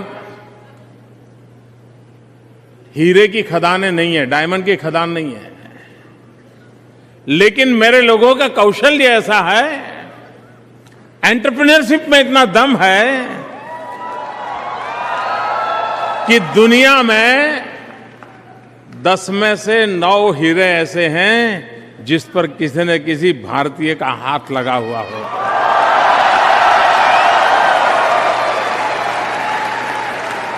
उनको मैंने कहा आपके पास हीरे की खदानें हैं, कच्चा हीरा मुझे दे दीजिए, मैं आपको मूल्य वृद्धि करके वापस लौटा दूंगा। और आपके कच्चे हीरे पर हिंदुस्तान के पसीने की महक दुनिया में आपकी ताकत को 4 गुना बढ़ा देगी। ये सामर्थ्य है 2 देशों में। इन सामर्थ्य को जोड़ने का एक नया युग आज प्रारंभ हुआ है। आज जो हमने निर्णय किए हैं, मिल बैठ करके खुल करके बातें हुई हैं और एक मित्रतापूर्ण माहौल में हुई है। एक दूसरे को समझने में अब हमें कोई तकलीफ नहीं है।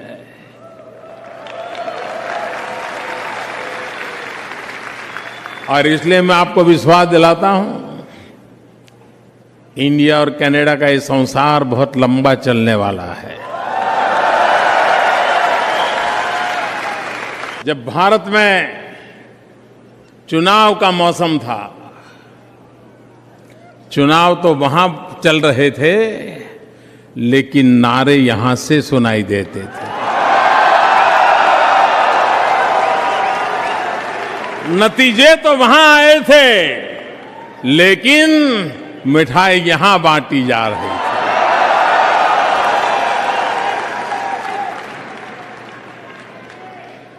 वहां पर लोग दिन में मना रहे थे, आप आधी रात में मना रहे थे।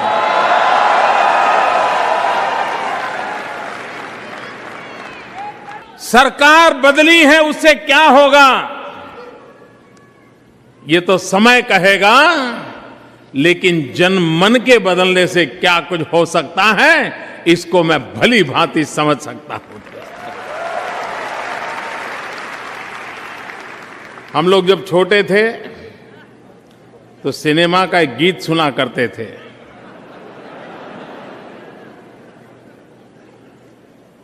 देख तेरे संसार की हालत क्या हो गई भगवान, कितना बदल गया इंसान। उस समय एक पीड़ा थी, व्यथा की बात थी उस गीत में। मैं आज उस गीत को नए रूप में देख रहा हूं कि इंसान बदला है। उस समय पीड़ा थी, कितना बदल गया इंसान, और मैं आज गर्व से कहता हूं कितना अच्छा बन गया इंसान। बदला है, बदला है। कोई कल्पना कर सकता है? मैंने देश के गरीब भाइयों बहनों को कहा कि आप बैंक में खाता खोलिए, बैंक में खाता खोलिए। हमारे यहां मेरे जन्म से पहले ही बैंक तो चल रही थी, देश आजाद होने के बाद भी बैंक चल रही थी। कांग्रेस सरकार ने, श्रीमती इंदिरा गांधी की सरकार थी, तब बैंकों का राष्ट्रीयकरण कर दिया था ताकि बैंक गरीबों के काम आए। लेकिन उसके बावजूद भी 10 करोड़ से अधिक परिवार ऐसे थे, यानी करीब करीब 40% से ज्यादा जनसंख्या ऐसी थी जिनके नसीब में बैंक का खाता खोलना नहीं था। मैंने 15 अगस्त को घोषणा की थी कि मुझे बैंक में खाते खुलवाने हैं। और एक जमाना था, आप भी हिंदुस्तान में रहे हैं, बैंक में जाते थे तो बैंक का अफसर नीचे से ऊपर देखता भी नहीं था।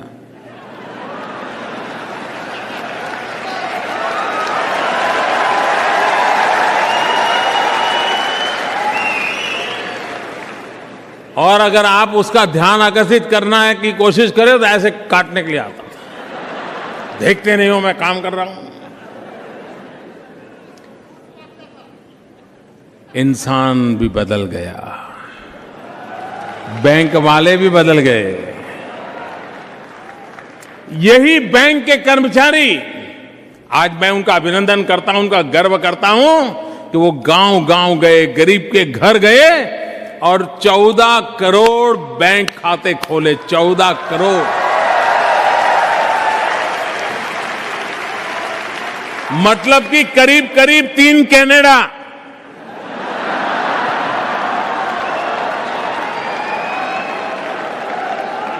और ये काम 100 दिन में पूरा किया उन्होंने, 100 दिन के अंदर पूरा किया। इंसान बदला है, भारत का जनमन जो बदला है, ये उसका उदाहरण है। सरकार सिर्फ नहीं बदली है, जनमन बदला है। जब बैंक खाते खोलने की बात आई तो स्वाभाविक था, गरीब के पास पैसे नहीं, बैंक खाता क्या खोलेगा। और इसलिए हमने कहा था कि जीरो बैलेंस से अकाउंट खोलेंगे, जीरो बैलेंस से। बैंक वालों के थोड़ा शुरू में तो ये था कि भाई ये क्या कर रहे हो आप। हमने कहा क्या जाता है भाई, 2 कागज पे उनका नाम लिखना है, बैंक अकाउंट खोलना, जाता क्या है तुम्हारा। नहीं बोले कुछ तो देना चाहिए उसने। हमने कहा क्या देना है, उसने पसीना बहाया है देश के लिए, क्या लेना है, दे दो, बैंक का खाता दे दो। मैंने गरीबों को कहा था कि आपने पैसे बैंक में रखने की जरूरत नहीं, खाता खोल दीजिए, फिर आगे देखेंगे। लेकिन मेरे नौजवान साथियों, दोस्तों, जनमन बदला है तो कैसे बदला है। मैंने गरीब को कहा था कि तुम्हें बैंक में पैसे डालने की जरूरत नहीं है, मुफ्त में खाता खोल देंगे, लेकिन गरीब की अमीरी भी तो कुछ चीज होती है। गरीब की अमीरी की भी अपनी एक ताकत होती है। और मैं आज गर्व से कहता हूं और उन गरीबों के सामने मेरा सर झुका करके उनका अभिनंदन करता हूं। उन्होंने 14,000 करोड़ रुपया बैंक में जमा करवाया।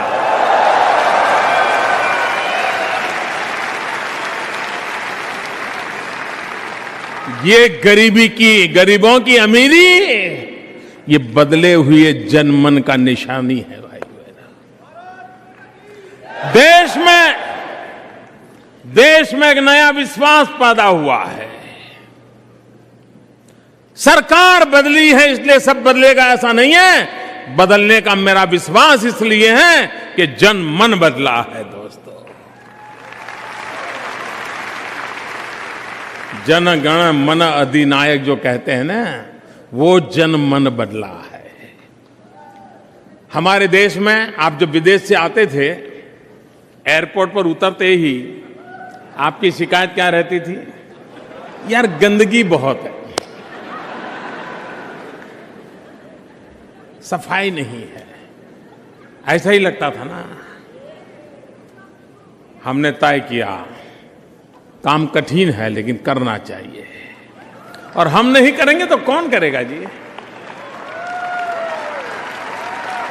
जिनको गंदगी करनी थी वो गंदगी करके चले गए, लेकिन हम सफाई करके जाएंगे।